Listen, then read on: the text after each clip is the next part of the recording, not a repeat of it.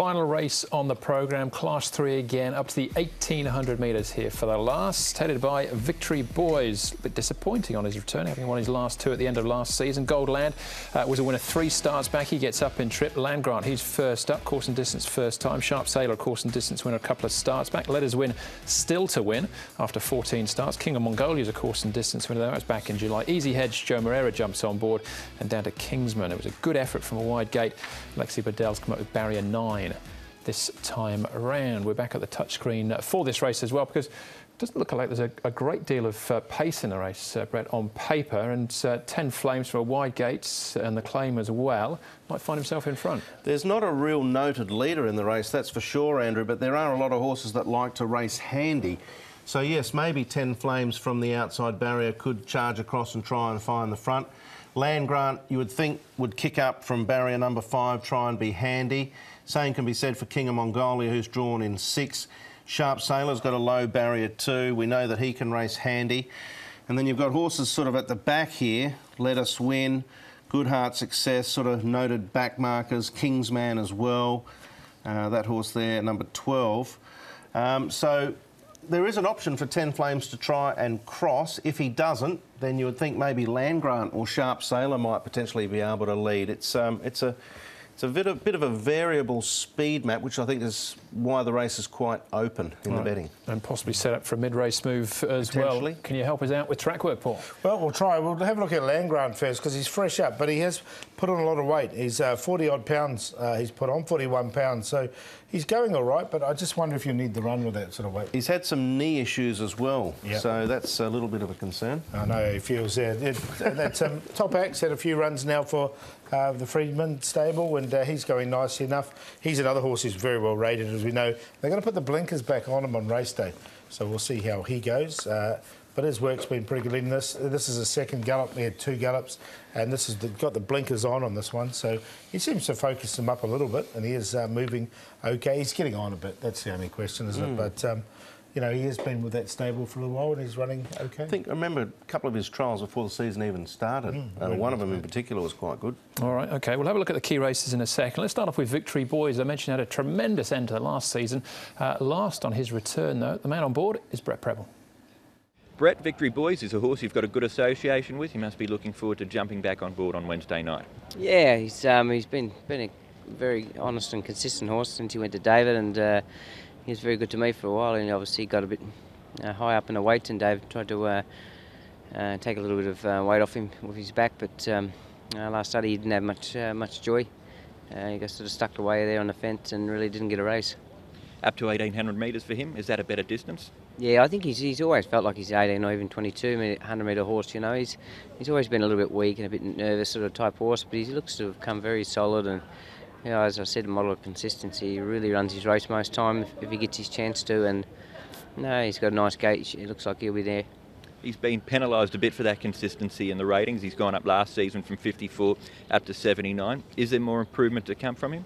Yeah, you would hope so, because you'll need to take the next step. You know, he's 133 and in the top of the class. So, as I said, he's very consistent. He tries very hard, and just luck in running, he'll give a good show. Getting up in trip as well will help him as well, I think. Yeah, Preble hasn't been out of the first 4 on the horse when he's been aboard, and you saw in that replay he had a few little excuses. So he goes in the tips for me. I'll be finding something else to beat him, but he's a chance. Yeah, it's like that Black Friday sale day, wasn't it? There was no gaps whatsoever right down the straight. He couldn't get a run. He's working on all these analogies while he's been away. All right, let's have a look. Sitting on planes for long periods.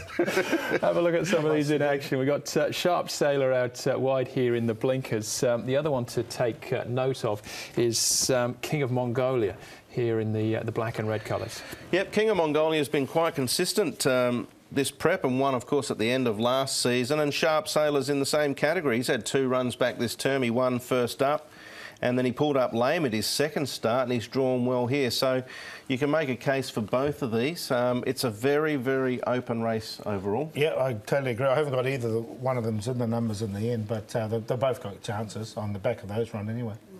Yeah, solid effort, I think, from King of Mongolia in particular is the one that I'm going to be siding with. And barrier 6, you know, I think he just slots in.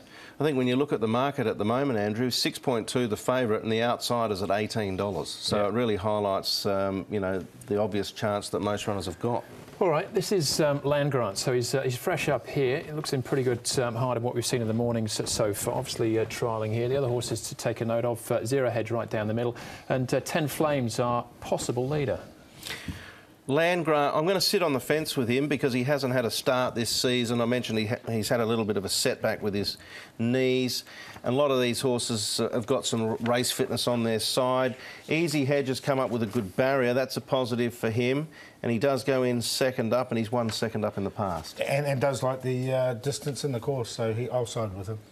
All right, I quite like Land Grant's run there. He was just a little bit on one rein there. You just saw Chad give him a little bit of a slap down the neck just to straighten him out. But I think that, I say, fresh up might be the time to catch him. Yeah. 40 pounds, though, he's put on. Yeah, it's a bit of a concern. I remember last season he trialled well before he went in first up and he didn't fire, so I'm happy to sit on the fence. All right, Paul, go on. Easy Hedge for me, barrier number 1. I like him. He does like Happy Valley, does go well there. Victory Boys, as I said, had no gaps or no issues. Didn't have a run last time, forget that. 10 Flames with the Apprentice Downs, if he leads, I think he can be in the finish. He's won 5 times at Happy Valley, and Acclaimed Light shouldn't be far away. 10, 1, 6, 11. Exotic's the way to go in the last. Yeah, I'm going to shop for some value here. I'm going to go with a Good Heart Success. He's had 4 runs back. He steps to 1,800 metres, a distance in which he's unbeaten over from 1 starts. He is an 8-year-old. Derek Long jumps back aboard. 3 rides, a win and a second. I think his last 2 efforts have suggested he's very close, so I'm happy to go with him in an open race. Sharp Sailor, King of Mongolia, Victory Boys, but lots there for the exotic players. Yeah, I'm going to throw up a Hail Mary there with Land Grant in the last. Straight into the statistics, though, and Dylan Moe, the hottest apprentice there at Happy Valley. He's flying, old Dylan. He's going very well. 25% win rate at the moment. And young Dylan, isn't he? 16 total rides with 4 wins, 1 second and a third. So he is going well. And his rides on Wednesday night. Victory, Follow Me, Spark and Kim Glory will roll forward. No, but the boy's got a chance. Yeah, there's a lot of horses there that are sort of, you know, some each way chance in his book. G1 Lover as well. I know you think All Best Friends can run a race. I got him in for 4th.